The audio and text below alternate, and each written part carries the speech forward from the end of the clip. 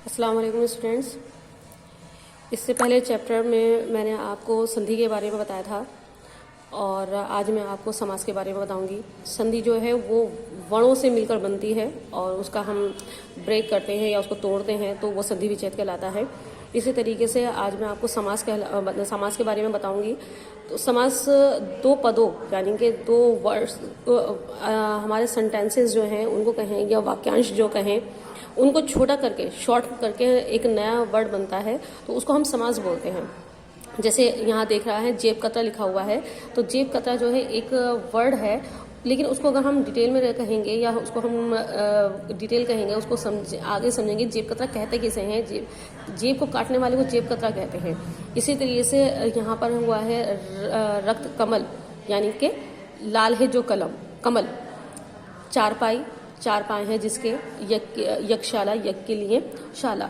तो कहने का मतलब यह है कि दो या दो से अधिक पद यानी कि वर्ड्स जो हैं उनको मिलकर जो एक नया वर्ड बनता है, सेंटेंस बनता है या सेंटेंसेस को शॉर्ट करके जो बनाते हैं नया शब्द बनता है उसको हम समास कहते हैं। समास में दो वर्ड्स को अलग होते हैं, उसमें कुछ अब संधि और समास में क्या अंतर है ये मैं आपको बता देती हूँ। संधि जो है दो वर्णों का मेल होता है और उनके मेल से विकार उत्पन्न होता है, किंतु समास में दो शब्दों का मेल होता है। यहाँ आपको बात क्लियर होगी। यहाँ पे दो शब्द आ गए, देखिए जेब और कतरा, यहाँ रक्त कमल। तो यहाँ जो है वो दो वर्ड्स मिले हैं, यहाँ दो वर्ड्स मिले हैं और यहाँ संधि में जो है वो वर्ण मिलते हैं। इसी तरीके से यहाँ पर हम हिमालय है तो यहाँ पे कोई वर्ड छिपा हुआ नहीं है, संधि का नहीं है। हिमालय हमने इसको संधि विच्छेद किया तो हिमालय अलग हो गया, आलय अलग हो गया।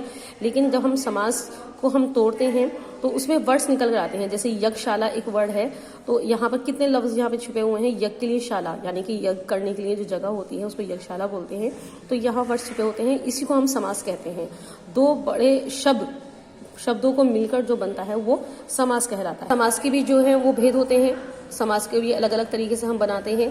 तो सबसे पहला है अवयवी भाव समास, कर्मधारय समास, द्विवचन समास, तत्पुरुष समास और द्विगु समास और बहुव्रीहि समास। इनको बनाने के लिए भी अलग अलग नियम होते हैं, अलग अलग रूल्स होते हैं कि किस तरीके से हम कौन सा बनाएंगे और उसके क्या रूल्स होते हैं, क्या पहचान होती है, ये इस लेसन में आपको समझाया जाएगा। सबसे पहला आता है अवयवी समास।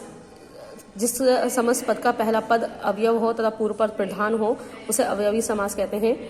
मतलब यहाँ पर लिखा हुआ है जैसे भर पेट लिखा हुआ है तो उसको हम जो समास विग्रह करेंगे तो पेट भरकर आएगा।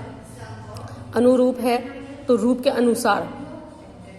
अनुसार यानी कि यहाँ सेकंड पार्ट जो है वो वैल्यू रखता है और उसी के बेस पर हमारा सेकंड पार्ट, इसको आप में ध्यान रखना है कि अवयवी भाव में जो है अवयवी भाव समास में जो है वो सेकंड पार्ट जो है वो अहमियत रखता है। उसकी वैल्यू होती है सकुशल, जैसे कुशलता के अनुसार, सकुशल कुशलता के अनुसार, बीचों बीच, ठीक बीच में, बेहिचक बिना हिचक के। इसी तरीके से आप इन सारे एग्जाम्पल्स को पढ़िएगा तो आपके समझ में आ जाए। समास का सेकंड पार्ट है तत्पुरुष समास, तो जिसमें समस्त पद का पूर्व पद गौण हो तथा उत्तर पद प्रधान हो और समस्त पद बनते समय विभक्ति का लोप हो जाए उसको तत्पुरुष समास कहते हैं। तत्पुरुष समास के भी भेद हैं, 6 भेद हैं। एक कर्म तत्पुरुष है, करण तत्पुरुष है, संप्रदान तत्पुरुष है, अपदान तत्पुरुष, संबंध तत्पुरुष। इसी तरीके से यहाँ अधिकरण तत्पुरुष है। ये इनको बनाने के लिए भी हमें नियमों का ध्यान रखना होता है और देखना होता है। जैसे समास विग्रह हम करेंगे, वन गमन लिखा हुआ है तो वन को गमन यानी कि वन को जाने वाला, यथा प्राप्त यश प्राप्त, यश को प्राप्त। इसमें सेकंड पार्ट जो है वो प्रधान है यानी कि प्राप्त हो रहा है। कष्ट भोगी, कष्ट को भोगने वाला। ग्रामगत, ग्राम को गया हुआ। ये आपको देखना है करण तत्पुरुष है। करण तत्पुरुष में विभक्ति से के द्वारा का लोप होता है, उसमें करण तत्पुरुष समास होता है। जैसे अकाल पीड़ित, अकाल से पीड़ित, से जो है वो हमारा छिपा हुआ होता है, इसमें वो करण तत्पुरुष होता है। जैसे भयाकुल, भय से अकुल, जन्म अंत, जन्म से अंधा, से जो है इसमें छिपा हुआ होता है। फिर उसके बाद आता है संप्रदान तत्पुरुष। इस समस्त पद में संप्रदान कारक की विभक्ति के लिए क्या लोप होता है, यानी के लिए जो है वो छिपा होता है। जैसे डाकगाड़ी, डाक के लिए गाड़ी, हथकड़ी, हाथ के लिए कड़ी, सत्याग्रह, सत्य के लिए आग्रह, कीड़ा क्षेत्र, कीड़ा के लिए क्षेत्र, हवन सामग्री, हवन के लिए सामग्री। इसमें के लिए जो है वो छिपा हुआ होता है। फिर आपका आता है अपदान तत्पुरुष। इसमें जो से जो है वो से छिपा होता है। इसमें हमें जो है जैसे ऋण मुक्ति, ऋण से मुक्ति, देश से निकाला, देश से निकाला। से इसमें जो है वो धनहीन, धन से हीन यानी कि धन की कमी, तो से जो है वो इसमें छिपा हुआ है। उसके बाद आता है संबंध तत्पुरुष। इस समस्त संबंध कारक की जो विभक्ति होती है उसमें का की के जो होता है वो लोप होता है यानी कि छिपा होता है। संबंध तत्पुरुष कहलाता है। जैसे घुड़दौड़, घोड़ों की दौड़, सेनापति, सेना का पति, का की के इसमें छिपा होता है। राजदूत, राजा का दूत, देश प्रेमी, देश का प्रेमी, गृह स्वामी, गृह का स्वामी, गंगा जल, गंगा का जल है।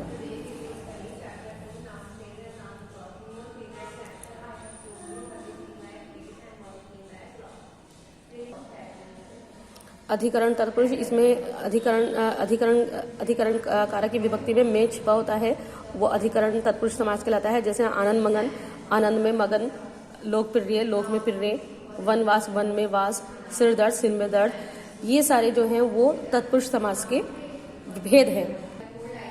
उसके बाद थर्ड पार्ट आता है कर्मधारय समास। कर्मधारय समास में जो है वो विशेषण को वैल्यू दी जाती है। जैसे महाराज, महान है जो राजा, महात्मा, महान है जो आत्मा, महाकाव्य, नीलकमल, नीला है जो कमल।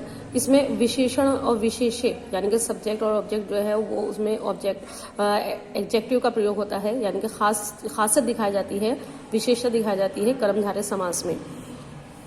उसके बाद है द्विबहु समास, जिसके संख्यावाची हो, मतलब जिसमें संख्या का आपको बोध हो यानी कि जिसमें संख्या के बारे में आपको क्वांटिटी के बारे में बताया जाए, वो द्विबहु समास होता है। जैसे नवग्रह, 9 ग्रहों का समूह, पंचवटी 5 वटों का समूह, अठन्नी 8 आनों का समाहार, शताब्दी शत अब्दों का यानी कि वर्षों का समाहार। इसमें आपको क्वांटिटी के बारे में बताया जाता है द्विबहु समास में। इसमें फौरन जो पहचान जो है उसकी क्वांटिटी के बारे में आएगी।